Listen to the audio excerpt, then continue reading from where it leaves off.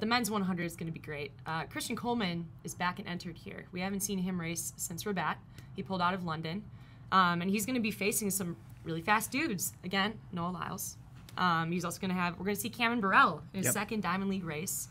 So that's going to be interesting. And then Mike Rogers. He's been up on the Diamond League circuit the entire year, so going to see probably some fast times from him again. Yeah.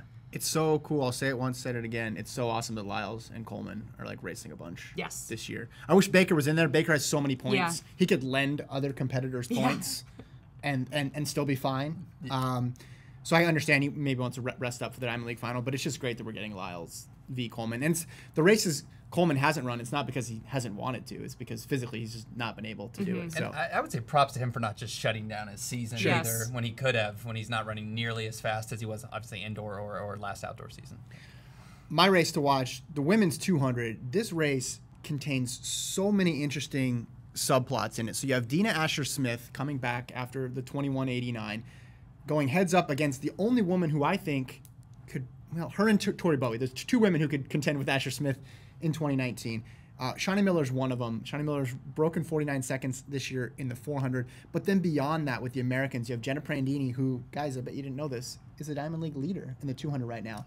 You have Gabby Thomas, Harvard's Gabby Thomas, who has raced every month since December.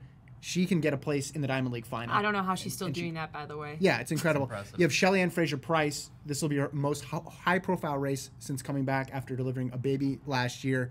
You have Shrika Jackson of Jamaica, who quietly is one of the medal threats there. You have Marie-Jose Talou, who's the only woman who's run as fast as Asher-Smith at 100. Like, the whole field, like, it's 8 entries, and each one of the entries is going to be fun to watch, fun to track, like, where they finish.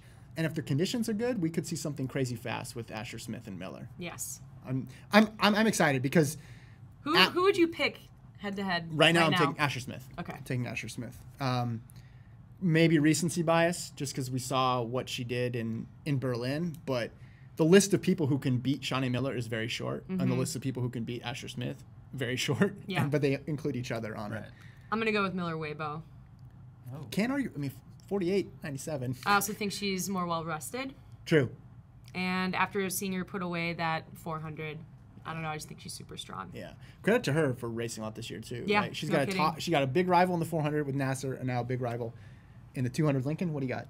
Yeah, I think I'm going to take the men's 800 simply because, one, we have 5 of the top 10 guys in the world this season coming in it. We have Emmanuel Career, obviously just ran 142, top 5 time in the world all time.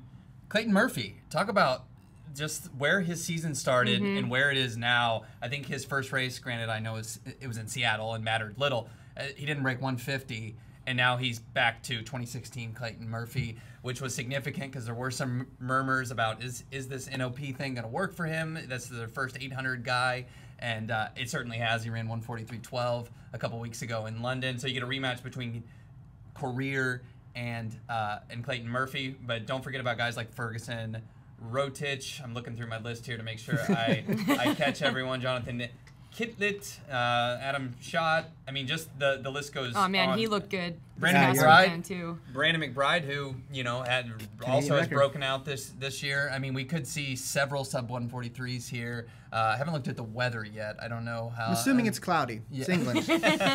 Overcast. Yes. But Career, obviously, the big favorite. But Clayton Murphy possibly breaking that PR that he set in the Olympic final 2 years ago. That'll be something to watch.